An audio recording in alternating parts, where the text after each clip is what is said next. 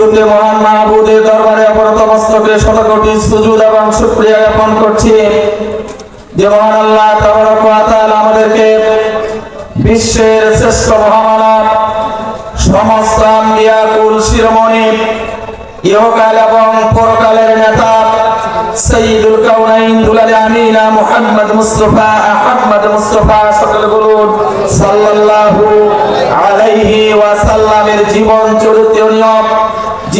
চরিত্র নিয়ে আজকের এই আলোচনা সভার প্রচার পেয়ে সংবাদ পেয়ে এলাকার হাজার হাজার মানুষদের মধ্য থেকে বাছাই করে আল্লাহ তাবারক ওয়া তাআলা যিনাদের গুনাহগাতা মাফ করতে চান, যিনাদেরকে অন্ধকার থেকে আলোর পথে আনতে চান, যিনাদেরকে জাহান্নামের কঠিন শাস্তি থেকে মুক্ত করে জান্নাতে নিতে চান, তাদেরকে শুধুমাত্র আজকের এই মাহফিলে আল্লাহ কবুল করেছেন।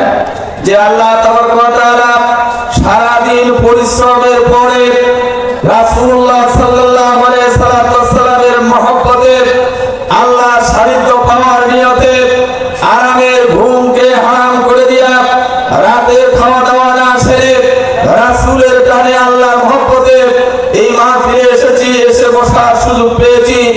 ভালো কাজ করার তৌফিক দেন কে? নিশ্চয়ই আল্লাহ আমাদেরকে ভালোবাসেন, বিধায় ভালো কাজে অংশগ্রহণ করতে পেরেছি। যে আল্লাহ আমাদেরকে এই নেক কাজে অংশগ্রহণ করার তৌফিক দান করলেন, ওই আল্লাহর শিখানো কালেমা দিয়ে শরীরের সমস্ত শক্তি দিয়ে তার প্রশংসা করি, সকলে বলি আলহামদুলিল্লাহ। দরুদ ও তাসলিম পেশ করছি বিশ্ব মানবতার মহান মুক্তির দিশারি, নির্যাতিত নিপীড়িত মুসলিম মানুষের মুক্তির কান্ডারি, মানবতার পরম বন্ধু, যে রাসূল সমাজ ও রাষ্ট্রের অসহায় দুঃখী মানুষের পাশে দাঁড়াতেন, যেখানে অত্যাচার হতো সেখানে সহযোগিতার হাত বাড়িয়ে দিতেন।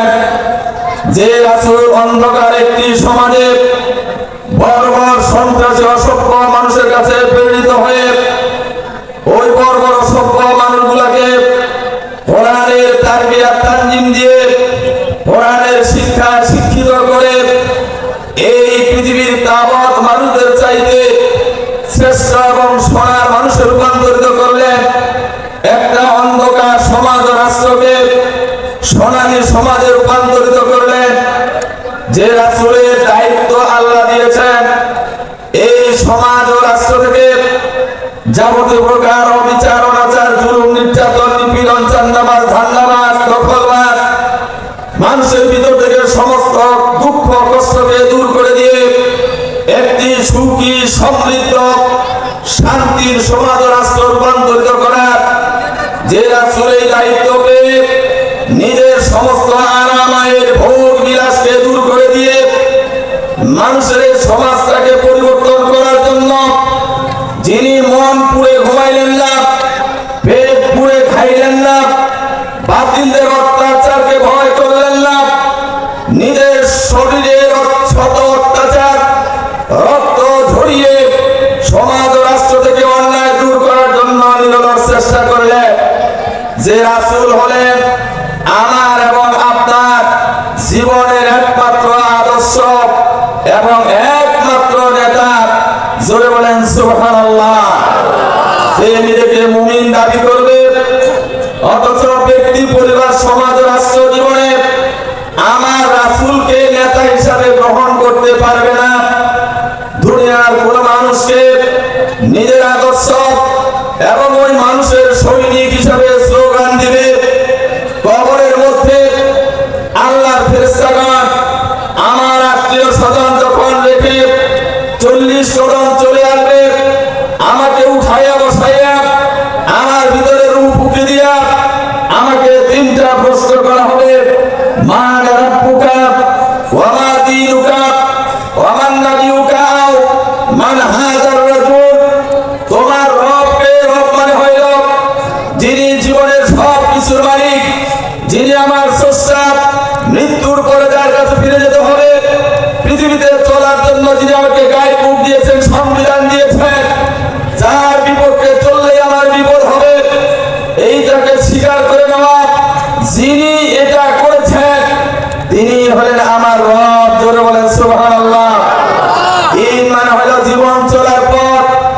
আমার চুলাঘর থেকে নিয়ে শুরু করে সংসদ পর্যন্ত, আমার ব্যাংক, বীমা, এনজিও, আমার আদালত, আমার রাস্তায় চলা, আমার বিচার, সব কিছু যে নিয়মের মাধ্যমে চলবে একে বলা হয় জীবন ব্যবস্থা।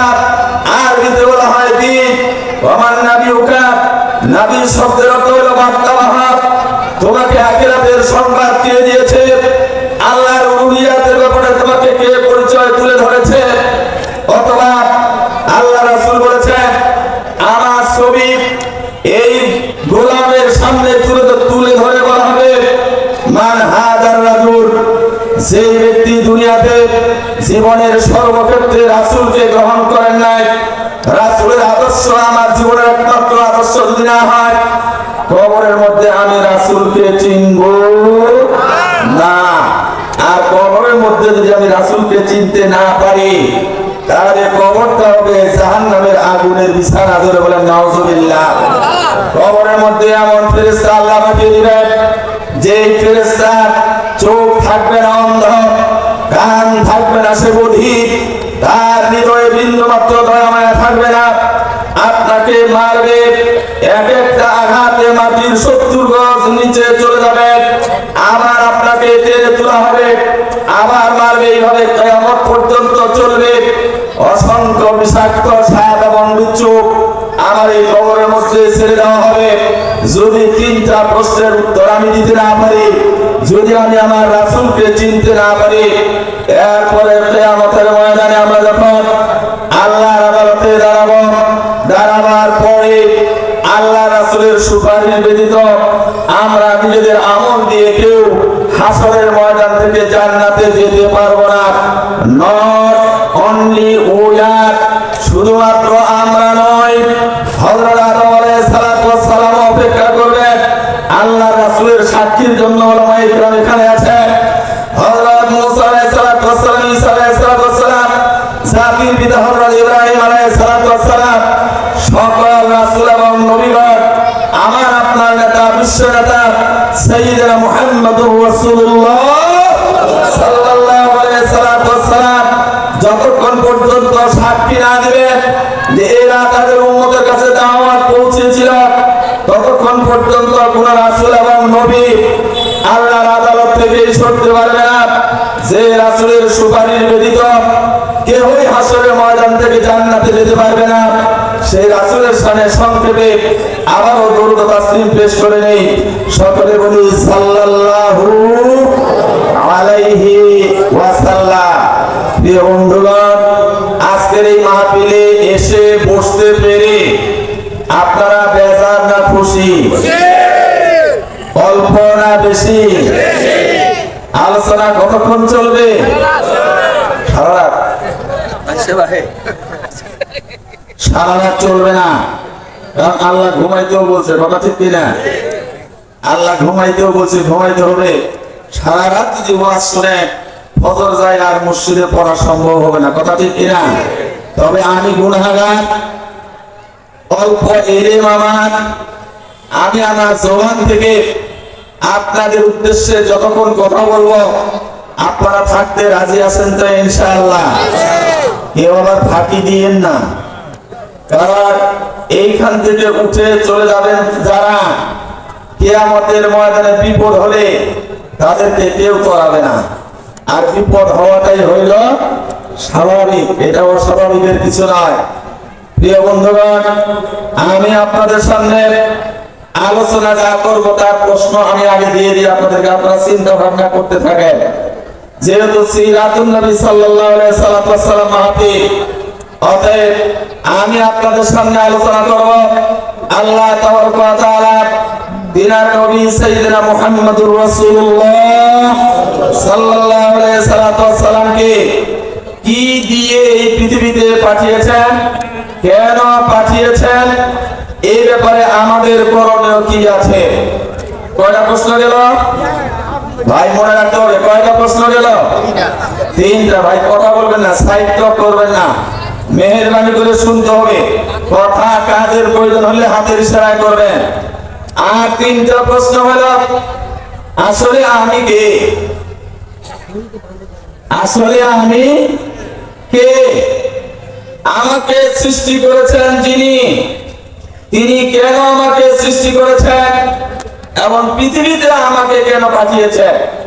এই তিন ছয়টা প্রশ্নের উত্তর আপনাদের সামনে আমি দেওয়ার চেষ্টা করব। ওমা তাওফীকি ইল্লা বিল্লাহ। আর একটু দোয়া চাই, এই জন্য যে সবসময় তো এসে আপনাদের এই জায়গায় পড়ে থাকা সম্ভব হয় না। যেই কথাগুলি আমার আপনার জন্য, এলাকার সমাজের জন্য, যেই কথাগুলি অতীব প্রয়োজন, মহান রব যিনি আমাকে কথা বলার শক্তি দিয়েছেন, যিনি আমাকে কোরআন বোঝার সুযোগ দিয়েছেন, যিনি কোরআন দিয়ে আপনাদের সামনে কথা বলার তৌফিক দিয়েছেন, ওই আল্লাহ যেন ওই প্রয়োজনীয় কথাগুলি আমার জবান থেকে বের করে দেন। সকলে বলুন আমিন। প্রিয় বন্ধুগণ, আসুন মূল আলোচনায় চলে যায়। প্রশ্ন হলো, আমি কে? বলেন তো, আপনি কে? বলতে পারবেন তো? আপনি কে বলতে পারবেন না? বলেন আমি মানুষ। এটা বললেও তো একটা উত্তর হইল। নিঃসন্দেহে আমরা মানুষ, নাকি বলেন? আমি কে? কোরআন থেকে যদি এর জবাব চাওয়া হয়, তাহলে কোরআন মোটামুটি অনেকগুলি জবাব দিবে। তার মধ্যে দুইটা জবাব অত্যন্ত গুরুত্বপূর্ণ। একটা জবাব হইল, আল্লাহ বলেন, ওয়ামা খালাকাতুল জিন্না ওয়াল ইনসা ইল্লা লিয়াবুদুন।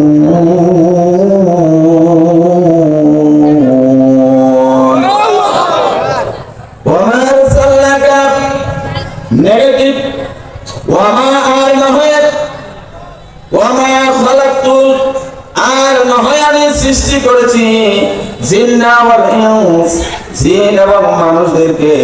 আল্লাহ নেগেটিভ শব্দ দিয়ে শুরু করে বলেছেন, আমি জিন এবং মানুষদেরকে সৃষ্টি করি নাই, ইল্লা হ্যাঁ আমি সৃষ্টি করেছি লিয়াবুদুন, তারা শুধু আমার দাসত্ব আনুগত্য আমার ইবাদত করবে। তাহলে এই সেন্টেন্সের মাধ্যমে বোঝা যায় আমরা গোলাম, আল্লাহর গোলাম। কার গোলাম? আরো বলতে হবে, আরো জোরে বলতে হবে, কার গোলাম? তাহলে আমার পরিচয় হলো আমি গোলাম, আমি মনিব নই, আমি গোলাম, আমি শাসক নই, আমি গোলাম। আমি কারো উপরে কর্তাগিরি করতে পারি না। গোলামের কাজ হলো মুনিবের কথা মতো চলা, নিজের ইচ্ছা স্বাধীন মতো চলা গোলামের কাজ নয়। আমি আমার ইচ্ছা মাফিক চলতে পারবো না। যারা ইচ্ছা মাফিক চলবে তারা আল্লাহকে ইলাহ বলে, আল্লাহকে মাবুদ বলে তারা মুখ দিয়া স্বীকার করলেও বাস্তবে তারা আল্লাহকে মাবুদ মানে না। কথা ঠিক না? তাহলে আমি একজন গোলাম। আমি রাস্তায় কিভাবে চলবো, আমার মনিব যেভাবে চলতে বলেছে। আমি একজন মানুষের সাথে দেখা হলে তার সাথে কিভাবে শুভেচ্ছা বিনিময় করব, আমার মনিব তা বলে দিয়েছেন কিনা। আমি আমার ক্ষেত কিভাবে চাষ করব, জমিন থেকে কি উৎপাদন করব, উৎপাদিত ফসল আমি কি করব, এর ব্যাপারে কথা বলে দিয়েছেন আমার আল্লাহ। কথা ঠিক কিনা? আমি বিচারের বসে কিভাবে জনগণের মধ্যে ফয়সালা করব, এই ফয়সালার পদ্ধতি দিয়েছেন কে?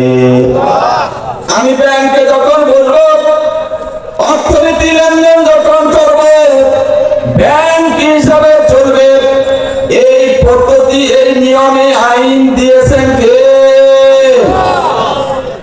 আল্লাহ সব আইন বিধিবিধান দিয়ে দিয়েছেন।